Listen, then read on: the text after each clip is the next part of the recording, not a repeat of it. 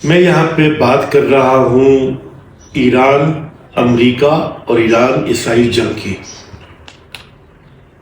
اس جنگ کا بپا ہونا ٹرمپ کے اقتدار کے بعد ایک نیچرل فلو تھا، اور جو رجیم چینج کی جو خواہش تھی اور ٹرمپ کی جو پرسویسو قیادت ہے اور ان کے اقدامات ہیں، تو بادی نظر میں یہ دکھائی دیتا تھا کہ ایسا ہونا ہے، لیکن ایسا ہوگا کہ سپریم کورٹ کی شہادت عمل میں لائی جائے گی، اعلیٰ فوجی قیادتوں کو نشانہ بنایا جائے گا۔ اس حد تک جو ہے وہ سوچ میں بات نہیں آ رہی تھی، اب آ گئی ہے۔ جنگ فضائی طور پہ لڑی جاتی ہے، بری طور پہ لڑی جاتی ہے، بحری طور پہ لڑی جاتی ہے، اور بھی اس کے ٹیکنیکس جو ہیں، چاہے وہ اب ڈیجیٹل وار ہو، چاہے سائبر ورلڈ ہو، اور چاہے آپ آ کے جو ہے افواہوں کے میدان میں اور ان کے ٹولز کو ایکسپلور کرتے ہوئے جنگ لڑے، تو یہ ہو رہا ہے۔ لیکن ایک بات سمجھ لیجئے، وہ یہ ہے کہ یہ جنگ جو ہے، میں نہیں سمجھتا کہ اس کے نتائج ویسے ہیں جیسا کہ شاید کنسیو کیا گیا تھا۔ یہ جنگ اب مستقل جنگ ہے، اور یہ جنگ پھیلے گی، اللہ نہ کرے پھیلے، لیکن پھیلنا جو ہے وہ واضح ہے اور ہو کے ہی رہنا ہے۔ اطلاعات کے لیے سوشل میڈیا کے اطلاعات ہوں یا الیکٹرانک میڈیا کی باتیں ہوں، ان پہ کان نہیں دھرا جا سکتا۔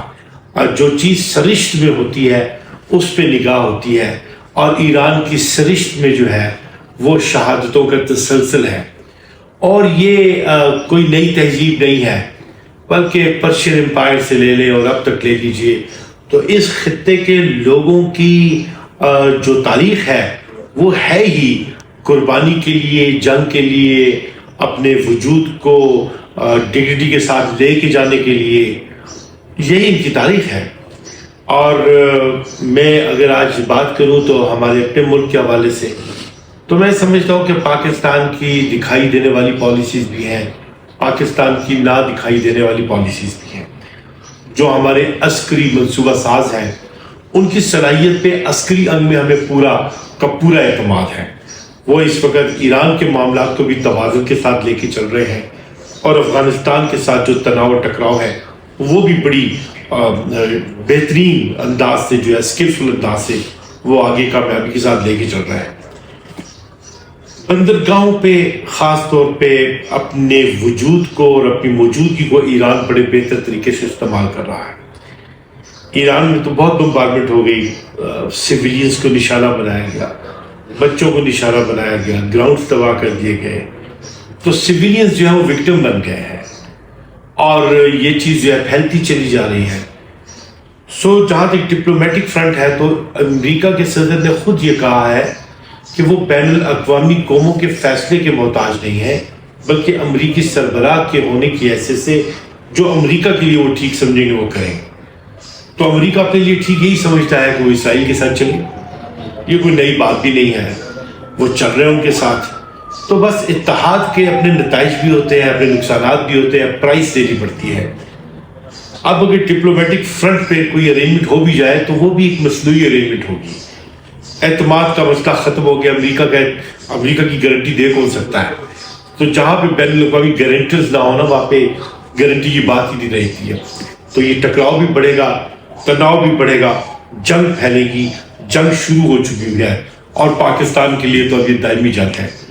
پی ٹی آئی جو ہے اس کے حوالے سے بات کروں تو انہوں نے قومی سالمیت کے معاملے میں ایک متحد قسم کا ایک بیانیہ بیان کیا ہے کہ ہمیں پاکستان کی حفاظت کے معاملے میں اپنی عسکری قوتوں کی صلاحیتوں پہ پورا اعتماد ہے، اور یہ اچھی بات ہے۔ اور میں دیگر قیادتیں جو کہ حکومت کر رہی ہیں ہمارے ملک میں، انہیں بتاؤں کہ محبت کے مصنوعی الاؤ میں اس طریقے سے نہ بہہ جائیں کہ دکھائی دے کہ آپ نیتن یاہو کے واگزار بن گئے ہیں، یا ان کو سبمٹ کر چکے ہیں، یا ان کے اشاروں پہ چلنے والے ہیں یا چلیں گے۔ ایسا مت کیجئے۔ قائد اعظم نے یہ راہ نہیں دکھائی، اسلام کی بھی یہ راہ نہیں ہے۔ یہاں پہ اسلام کی روح سے جنگ صرف اللہ کے لیے لڑی جاتی ہے، اور اس کے علاوہ کسی اور سمت میں ایڈونچر کی گنجائش نہیں ہے.